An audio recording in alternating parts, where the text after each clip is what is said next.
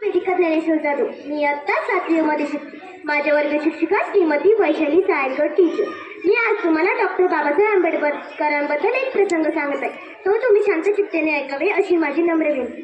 Doctor Babasaheb आंबेडकरांची परिस्थिती नव्हती.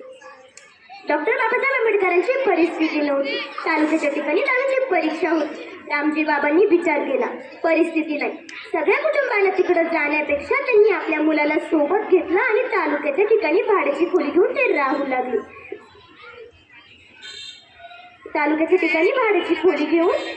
लागले. स्वतः रामजी बाबा त्यांना जेवण करून घालायचे.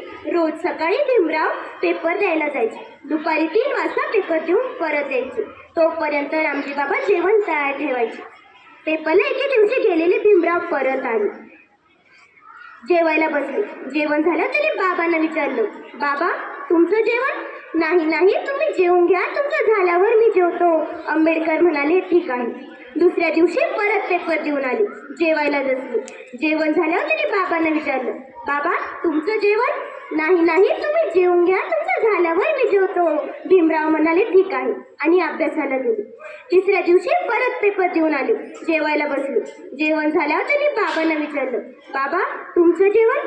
नाही, तुम्ही जेवून घ्या, तुमचं झाल्यावर मी जेवतो. पण त्याच वेळी भीमरावांच्या लक्षात आलं, माझं जेवण झाल्यानंतर टोपल्यात भाकरी शिल्लक राहत नाही. माझे बाबा 3 दिवसापासून म्हणतात तुमचं झाल्यावर मी जेवतो. माझं जेवण झाल्यावर टोपल्यात भाकरी शिल्लक राहत नाही. माझं झाल्यावर माझे वडील खातात का? त्यांनी बाबांना विचारलं, बाबा 3 दिवसापासून मी तुम्हाला विचारतोय, तुमचं जेवण तुम्ही म्हणताय तुमचं झाल्यावर मी जेवतो. माझं जेवण झाल्या टोपल्यात भाकरी शिल्लक राहत नाही, मग तुम्ही खातात काय? तुम्हाला भूक नाही का लागत? तुम्हाला त्रास नाही का होत? सांगा की बाबा, तुम्हाला भूक नाही का लागत? तेवढ्यात रामजी बाबा म्हणाले, भाकरीने माझी भूक भागणारच नाही. तुम्ही एवढे मोठे व्हावं की तुमच्याकडे बघून माझी मान वर झाली पाहिजे. साऱ्या दुनियेला तुमच्या जय जयकार केला पाहिजे. ज्यावेळेस असे घडेल त्यावेळेस माझं भूक भागेल. भाकरीने माझी भूक भागणारच नाही.